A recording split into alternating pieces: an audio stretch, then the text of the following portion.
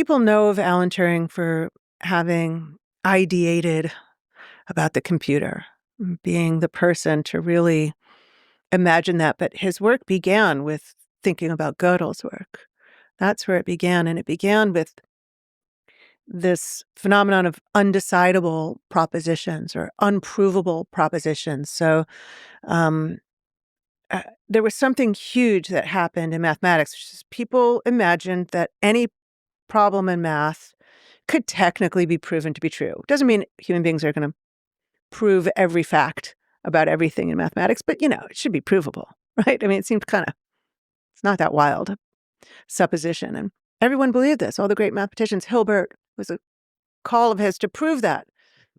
And Gödel, very strange character, very unusual. He was a Platonist. He literally believed that mathematical objects had a existential reality. He wasn't so sure about this reality. This reality he struggled with. He was distrustful of physical reality, but he absolutely took very seriously Platonic reality and often his own way of thinking. And he proved that there were facts, even among the numbers, that could never be proven to be true.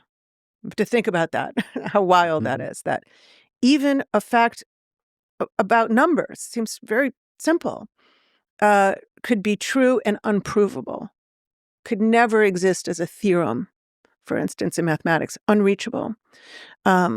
This incompleteness result was very disturbing. Essentially, it's equivalent to saying there's no theory of everything for mathematics. Mm-hmm.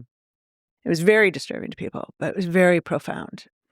And Alan Turing got involved in this because he was thinking about uncomputable numbers. Mm-hmm. So, and that led him, what's an uncomputable number? A number like 0.175. It just goes on forever with no pattern. And I can't even figure out how to generate it. There's no rule for making that number. And he was able to prove that there were such things as these uncomputable, effectively unknowable numbers.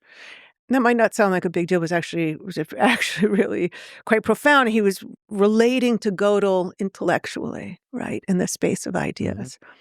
But he goes a very different path, almost philosophically the opposite direction. He starts to think about machines. He starts to think about mechanizing thought. He starts to think, what is a proof? How does a mathematician reason?